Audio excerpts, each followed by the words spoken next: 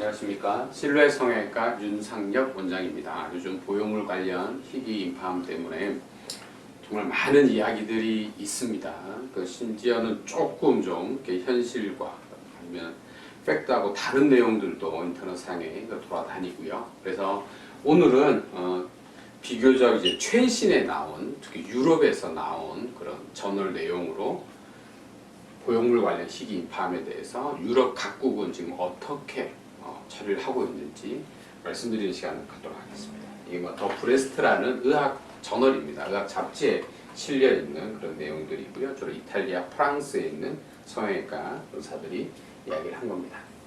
실제 보형물 관련 희귀 임파암의 첫 보고는요, 무려 약 한 20년 전, 실제 이제 한 1992년 정도만 돼도 이런 논문들이 있긴 있어요. 근데 당시에는 이게 보형물 관련 임파암이라고 사실은 생각을 미처 못했어요. 그러니까 그런 주장을 하는 사람들이 있긴 있었지만 사실 그렇게 그럴 리가 없다라는 게 사실 그런 다수의 의견들이었고요. 이게 이제 점점 해를 거듭할수록 좀 더 뚜렷해졌죠.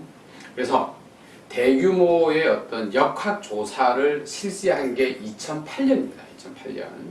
그리고 그래서 실제 저희 성형외과 의사들이 보는 논문이라든지 이런 거에는 한 2013년, 2014년부터 조금씩 이야기들이 나왔어요.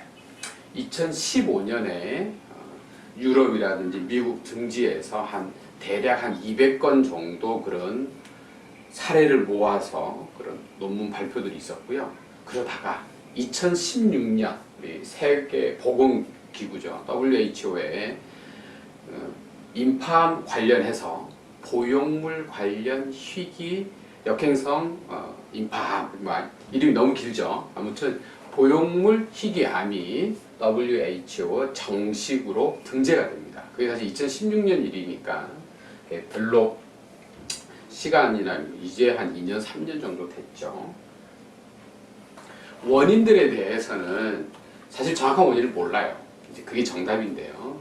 지금 이제 그래도 좀 가설로 나오고 있는 내용들이 세균이라든지 아니면 인체에 어떤 염증 반응, 보형물이라는 게 이물질이기 때문에 들어오면 막아내는 반응을 합니다. 그게 염증 반응인데요.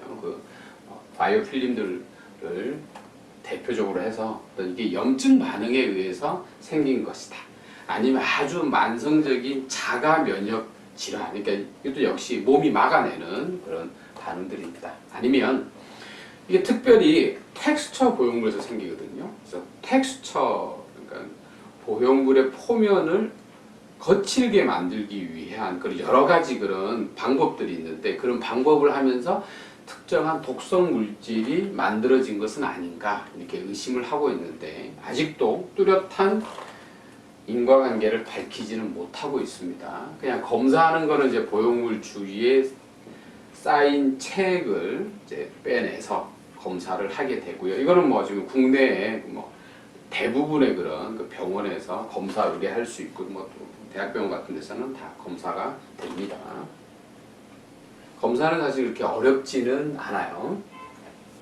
2017년, 2018년 상황을 모아놓은 건데 이 표를 사실은 다 아실 필요도 없고 그래서 이제 요약하면 이거 그러니까 올해 거 말고요. 이게 작년 거까지예요. 2018년까지 대략 약 3만 명 중에 1명꼴로 발생한다.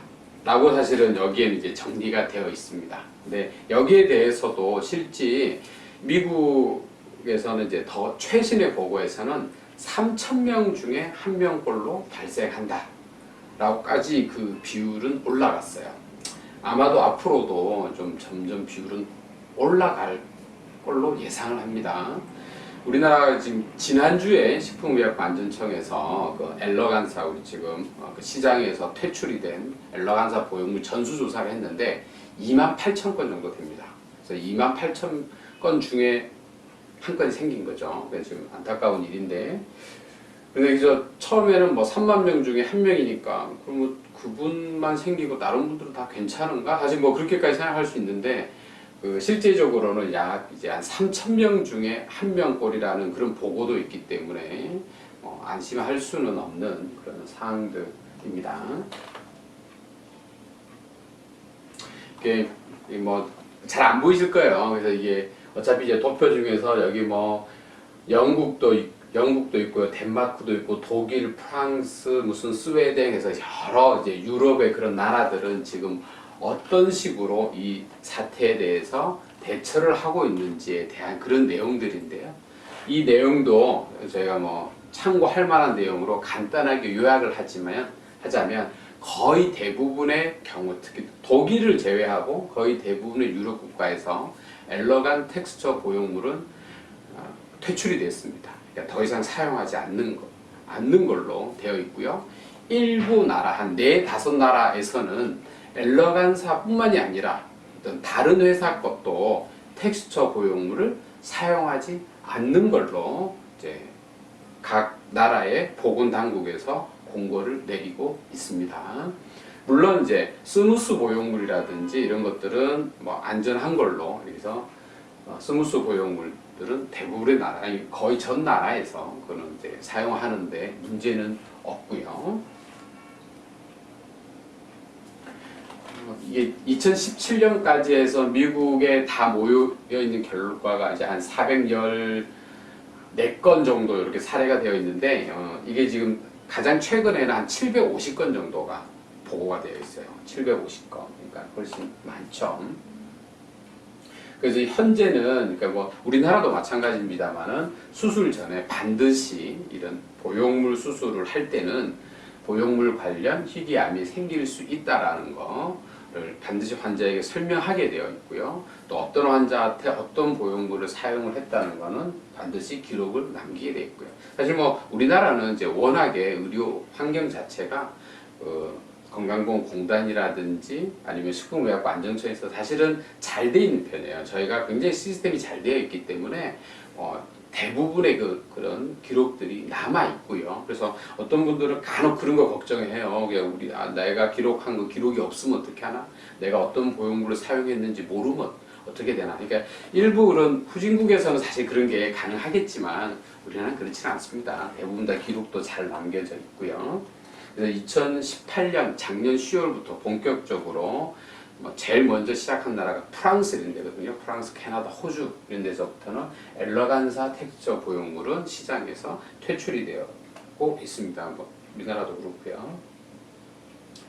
유럽 각국 사항들인데, 근데 이게 좀 약간 논문의 마지막에서는 이제 조금 생뚱맞은데, 그러니까 일반적으로 우리가 보건당국에서 생각할 때 그러면 정말 텍스처 보형물이 인체에 지금 당장 이미 수술 받았던 사람들이 빼버리거나 아니면 교체 수술을 해야 될 정도로 위험하냐, 그 관점에서 접근했을 때는 사실은 위험하지 않다라고 이제 결론을 내리고 있어요.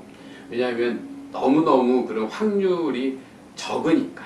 아니면 혹시라도 장액종이 쌓이거나 증상이 있으면 그때 빼버리면 되니까. 아니면 정말 만에 하나 암이 생겼더라도 이 암은 워낙에 천천히 커지고 그런 경과가 나쁜 암이 아니기 때문에 바로 그냥 보형물 빼고 뭐 필요하면 캡슐도 떼고, 혹시나 캡슐까지 이 암세포가 퍼졌으면은 항암제를 이렇게 맞게 되는데, 실제 걸린 사례들도 항암 치료하면 다 낫거든요. 이게 우리가 이제 막 생각하는 너무 빠르게 자라서 목숨을 막 빼앗아가는 그런 심한 암이 아니기 때문에, 이게 경과가 굉장히 양호한 암이고 잘 생기지 않기 때문에 사실은 보건당국이나 또 의사들도 막 이것 때문에 억지로 빼야 된다, 무조건 피막을 빼야 된다, 사실은 공식적으로는 이제 그런 결례는 아니죠. 적극 권하진 않아요, 사실. 여하튼 뭐 제가 뭐 나름 이제 간단하게 정리를 했습니다. 근데 뭐 이미 우리나라도요, 우리나라 식품의약품 안전청에서 요즘에 국정감사 그 기간인 것 같은데, 알라간 텍스처 뭐 당연히 지금 시장에서 다 퇴출됐습니다. 더 이상 사용 안 하는 거고요.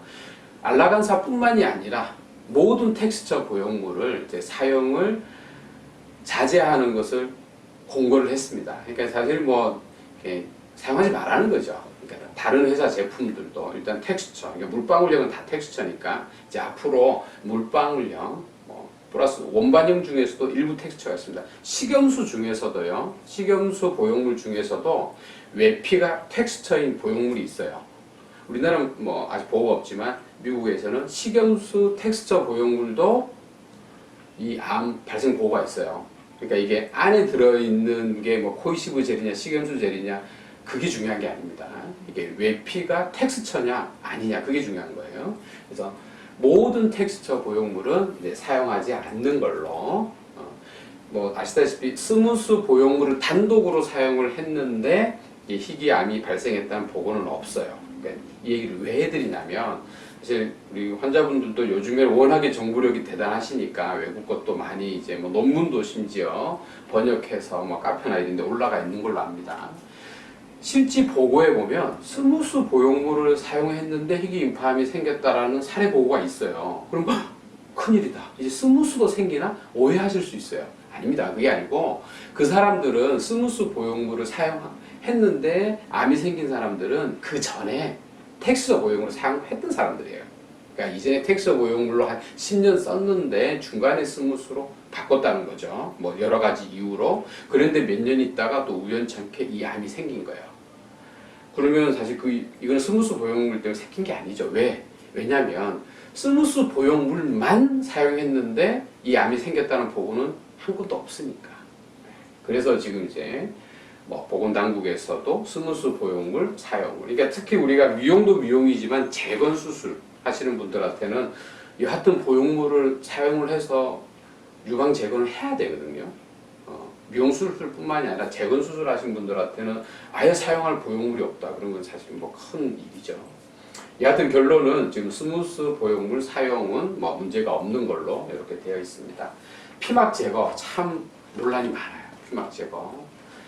대부분의 보건당국과 의사들이 생각하기에는 아니 이게 암도 없고 멀쩡한데 단순히 걱정만 하는 상황에서 피막을 꼭 제거를 해야 되느냐.